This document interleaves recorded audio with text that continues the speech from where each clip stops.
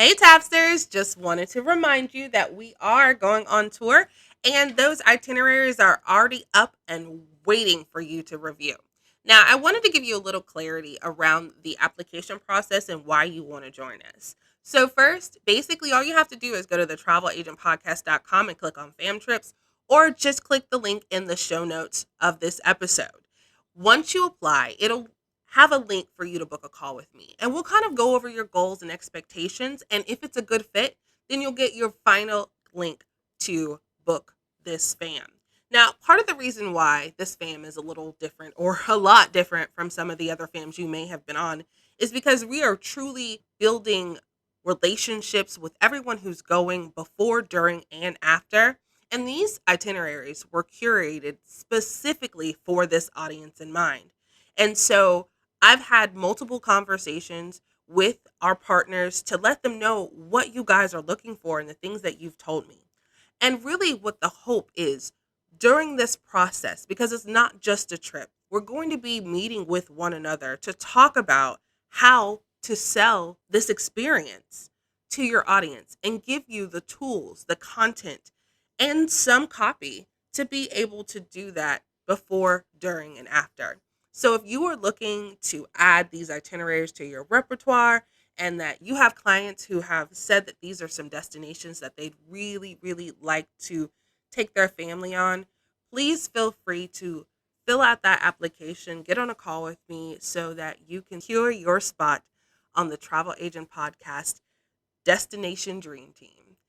With that, let's get into the episode. Welcome to the Travel Agent Podcast.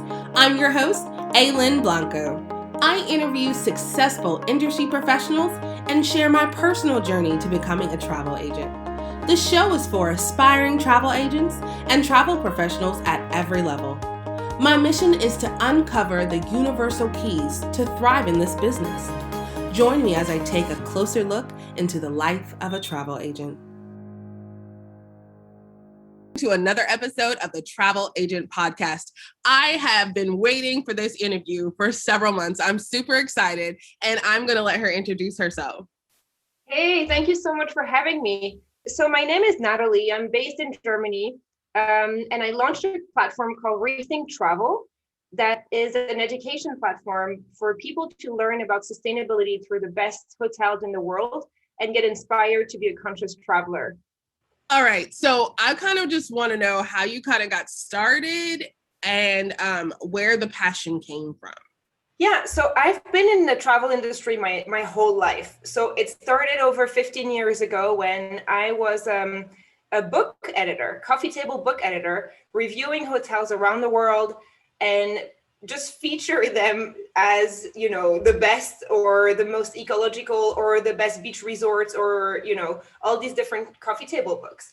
And because my personal lifestyle drastically changed, I would say around 7 years ago when I actually moved back to Berlin, and my consciousness around the environment really grew, and so I totally changed the way I consume food or my travels or anything basically. It automatically linked to what I was doing because as you know, when you have beautiful hotels in the same region, at some point you have to, something else needs to come into play. It's not just about, especially when all these hotels are doing amazing service wise. I started taking a closer look to what they were doing in terms of sustainability, and the more I looked, the less I found platforms talking about this. So, it was even very funny to me that even booking.com didn't have a sustainability filter. So, we attend all these travel trade shows around the world. And 2-3 years ago, they started talking about the conscious traveler, sustainable travel, regenerative travel, but they were just talking about it. And then there was no real focus on these hotels throughout the shows I was attending. So I decided to launch a platform. To be honest with you, it was a booking platform at the beginning in my head. the more I got into it, the more hoteliers I talked to, the more travelers I talked to, the more I realized people have no clue what we're talking about. I think a lot of people still think that when we mean a sustainable hotel or green or eco, whatever you want to call it, because there are so many of these words out there right now, a lot of people think that we are talking about plastic straws or, you know, do not wash your towels every day or these kind of things. But if you look at the UN SDGs, so the Sustainable Development Goals, there are 17 goals. It's so much more than just you know, a little bit of plastic here and there. There's a, you know, there's a big component of community and leave no one behind, and there's a big component of conservation, on water management, on heritage, on food. There is just so much that come into play. And you know, I was even reading an article a couple of weeks ago from the GSTC, which is the Global Sustainable Travel Council. The GSTC article I was reading, it was a very interesting interview they had with CB Ramkumar, and he said 95% of hoteliers don't understand sustainability, and I tend to agree, because and so I just felt like a lot of people would get very inspired to travel better if they knew better. And I think you and I align on that exactly, is that people don't know what they don't know. So yeah, this is how I came to create this platform. I love it. So we met on Clubhouse, and I will admit that I wasn't clear either on what it meant to travel sustainably, and the eco trend that I kept hearing from different travel professionals. And so we had a conversation, and I loved it because she was so passionate and explaining it so well that I really understood better what it meant, and had to kind of have you on the show so that hopefully people have another resource to kind of go to be educated, but also just kind of give another perspective, that it's not, like you said, it's not the straws, it's not the towels, that it's definitely more in depth. And so could you go into a little bit more detail about like a couple of the key things that you're working with hoteliers about to kind of help them move into a more sustainable operation? Sure. So before I go into detail, I think it's important for people to understand that it's not a competition and there is no perfect. And we are in a society where people love to point fingers and judge and, you know, comment on what people do. There's a lot of travel shaming going on when we talk about sustainable travel. We're not asking people to not travel ever again, because that's not going to happen. You know, I just feel like the movement, I guess, I want to create is really for people to think twice before they take action. So, and this is exactly why I called my platform Rethink.Travel. You know, go places, because this is how you're going to be open-minded on the world and understand other cultures. And, you know, I feel like the enrichment that you get when you go somewhere is really something that you won't get if you stay home. But when you go somewhere, be mindful of where you're going. Learn a little bit about the culture before you go. See if, you know, there's maybe 3-4 just hello, goodbye, thank you words you can learn in that language. See if, you know, try to avoid the big resorts and, you know, favor smaller hotels that will give you a more in-depth experience. You know, when you research, you know, go to the big platforms to research the hotel. But if you see that the hotel is locally owned, try and book directly with the hotel. You know, call them and have a conversation with them, you know, to see how they can help you. You know, connect with local tour guides or activities. I think, you know, to be a conscious traveler, you want to try and avoid the tourist trap. And this is why I think that, I mean, you know, again, you and I talked about this, travel agents, travel advisors, whatever you want to call them, come into play, because there's lots of travel designers, I like to call them because I feel it's a bit poetic. A lot of them will, be local to a destination, or will know the destination like no one else.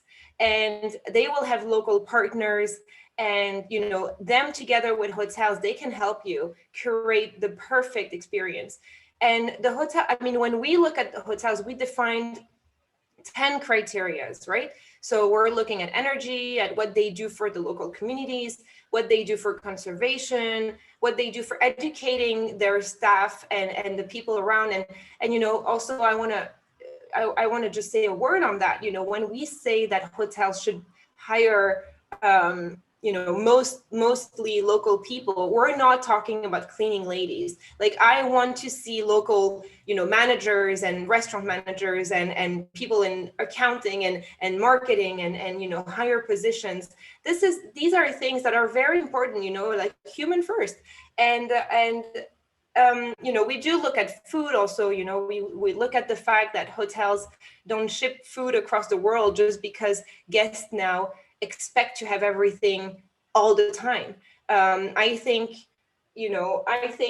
if you're in a beautiful destination, you can go without a few products you would find back home for 5 days, or even 2 weeks. I think we've all survived this. So yeah, we obviously also look at waste control, and water management, which is very important depending on the region, because obviously every country is not facing the same issue when it comes to sustainability. So, we look at all these different topics. Obviously, I really like hotels because I do live a zero waste lifestyle. So I like hotels that do not have these plastic amenities and possibly have solid shampoos and soaps and these kind of things. And if it can be locally made, it would be great. And yeah, and if, again, to be a conscious traveler, there are so many things you can do when you're on a destination. Especially, I would say, just have a bit of second thought on some activities. When you go to a market in Morocco, for example, before you go and take pictures of the old guys behind their stalls, even though it's beautiful, ask them if it's okay to take a picture. And that will even start a conversation with a local, and then maybe they'll tell you a story that you would have never heard if you didn't ask if you can take a picture. I'm half Korean, and I travel to Asia a lot. And of course, when you go to Thailand or Vietnam and you have all these colors and flavors and older ladies, and of course you want to take pictures, and maybe they will not speak English, but if you go and at least you show your camera, they will understand. They will say yes or no. Do not tip them. It's not something you do in for example, in Korea.